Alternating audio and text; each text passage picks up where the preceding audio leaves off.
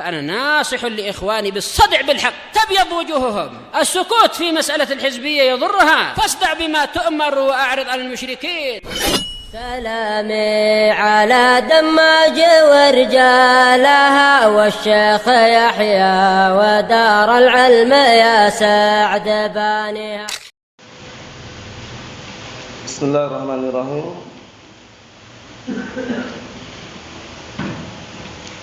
الحمد لله الذي أرسل رسوله بالهدى ودين الحق ليظهره على الدين كله وكفى بالله شهيدا. أشهد أن لا إله إلا الله وحده لا شريك له إقرارا به وتوحيدا، وأشهد أن محمدا عبده ورسوله صلى الله عليه وعلى آله وسلم تسليما مزيدا لا نبي بعده. Ikhwani fid din, a'azzani wa a'azzakumullahu jami'an wa barakallahu fikum. Seperti biasanya sebelum kita melanjutkan bacaan terhadap kitab Adab Akhlaq Thalibil Ilmi, hadis yang sebelumnya kita baca yang hafal setarkan lebih dahulu, barakallahu fikum, tafadhalu.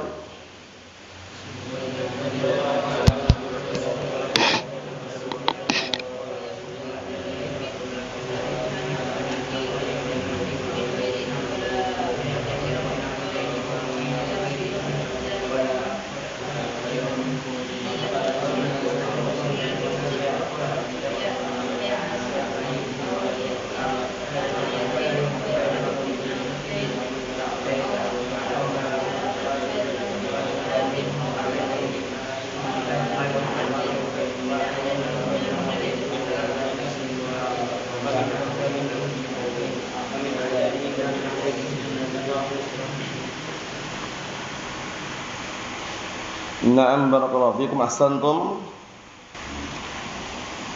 Qala al-mu'allif asbahullah, halaman 23 itu disimak yang punya kitab. An Abi Waqid al-Laitsi radhiyallahu anhu anna Rasulullah sallallahu alaihi wa ala alihi wasallam bainama huwa jalisun fil masjid wan nasu ma'ahu id aqbala salasatu nafarin. Hadis ini sambungan faedah pada pertemuan sebelumnya mengenai keutamaan belajar di majelis, yaitu di masjid tempatnya. Sebagaimana dalil-dalilnya sudah kita sebutkan dari Al-Qur'an dan juga dari As-Sunnah. Kemudian juga satu hadis yang sudah kita lewati sebelumnya, bahwasanya masjid itu tempat yang paling afdal untuk dijadikan tempat untuk mengadakan kajian atau ta'lim atau yang semisalnya. Yang pertama, karena masjid itu adalah tempat yang paling Allah tercintai. Ahabul amakin ilallahi azza wa jal masajiduha wa abghaduha aswaquha. Tempat yang paling Allah tercintai adalah masjidnya, sedangkan yang paling Allah telah benci adalah pasarnya. Kemudian juga masjid, barakallahu fiik, orang ketika belajar di dalamnya, mengkaji Al-Qur'an was sunnah, itu akan mendatangkan ketenangan hati. Sebagaimana kita lewati kemarin hadisnya, wa majtama'a qaumun fi baitin min buyutillah yatluna kitabullah wa yatadarasunahu bainahum illa nazalat 'alaihimus sakinah. Tidaklah suatu kaum mereka berkumpul di salah satu rumah daripada rumah-rumah Allah, yaitu masjid. Kemudian mereka membacakan Al-Qur'an, mempelajari Al-Qur'an, melainkan apa? Akan turun kepada mereka ketenangan. Kita baca satu hadis yang pendek ini, barakallahu fiik. Kata beliau dari hadis Abi Waqid al-Laitsi radhiyallahu anhu, bahwasanya Rasulullah SAW suatu ketika tatkala beliau duduk di masjid dan segenap para sahabat berada bersama beliau, tiba-tiba datang 3 orang. Fa aqbala isnani ila Rasulillah SAW wa dhahaba wahidun. 3 orang ini, yang 2 datang di majelis, yang 1 pergi. Cuman yang dua ini yang datang ini, satunya pemalu, duduknya di belakang. Di belakang enggak di depan gitu. Yang satunya semangat dia dengarkan. Yang satunya pulang, pergi, enggak ikut kajian. Kita lihat. Qala fa waqafa ala Rasulillah SAW. Jadi yang dua menghadap kepada Rasulullah SAW, berada di majelis tersebut, yang satu pergi. Kemudian yang dua orang tersebut duduk bersama Rasulullah SAW. Fa amma ahaduhuma, adapun salah satu di antara keduanya, yang dua orang tadi, fara'a furjatan fil halqah fajalasa fiha. Dia melihat ada tempat, ada celah di halqah ilmu tersebut, kemudian duduk. Jadi dia merapat ke halqah, lingkaran ilmu yang orang duduk di situ, dia merapat. Wa amal akhar, yang satunya, fajalasa khalfahum, duduk di belakang mereka, malu. Wa ammas tsalisu, adapun yang ketiga, fa adbara dzahiban, dia mundur pergi. Kan 3 orang tadi. Yang dua datang masih belajar, yang satunya duduk mencari tempat, yang satunya di belakang, yang satunya pergi. Falamma faragha Rasulullah SAW qala, kemudian tatkala Rasulullah SAW selesai menyampaikan apa yang beliau sampaikan, seraya beliau berkata, ala ukhbirukum anin nafaris salasah, maukah kalian aku kabarkan tentang 3 orang tadi? 3 orang tadi ya, yang 2 tetap di majelis, yang 1 pergi. Cuman yang 2 ini, yang 1 begitu ada celah kosong masuk dia, merapat, mendengarkan. Yang 1 di belakang dia. Kita lihat bagaimana keadaan mereka. Amma ahaduhum fa'awa ilallahi fa'awahullah. Adapun salah satu di antara mereka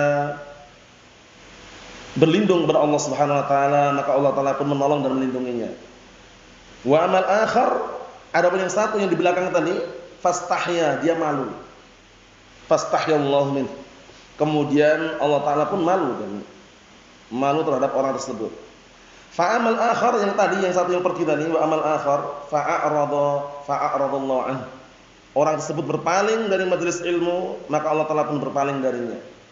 Di sini syahidnya barakallahu fiik, hadis ini riwayat Bukhari menjelaskan tentang keutamaan majelis ilmu, yaitu di mana?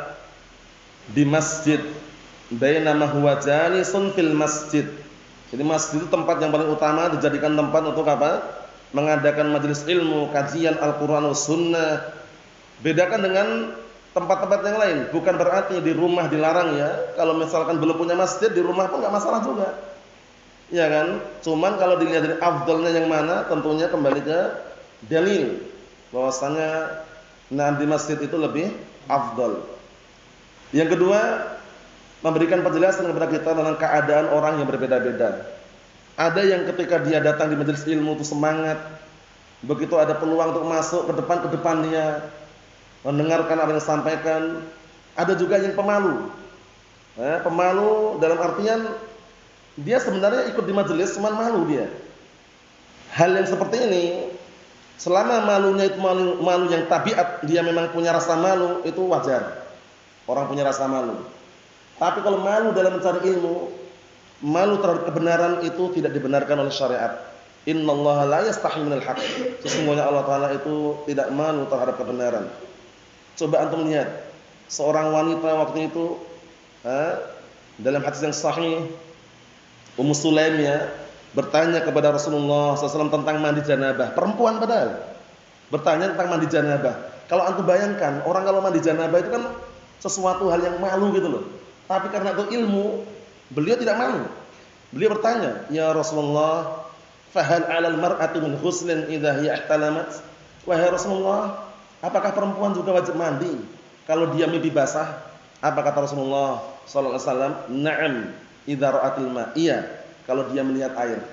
Dalam artian syahidnya di sini seorang wanita seharusnya kan lebih malu gitu loh. Tapi karena ilmu enggak malu bertanya. Bayangkan itu. Makanya malu dalam mencari ilmu, malu di dalam bertanya perkara-perkara ilmu yang dia tidak miliki, dia malu bertanya, itu tidak dibenarkan di dalam syariat. Sampai-sampai Al-Imam Yahya bin Abi Katsir rahmatullah alaih mengatakan apa? Naam. La yanalul ilma mustahyin wala mutakabbir. Itu Imam Mujahid ya kan ya? Mujahid afan. Kalau Imam Yahya bin Abi Katsir la yunalul ilm bi rahatil jasad. Naam. Ahsantum barakallahu fiik. Jadi sampai-sampai Imam Mujahid rahmatullah alaih mengatakan apa? Ilmu itu tidak akan didapatkan oleh orang yang pemalu dan sombong. Paham ya? Naam.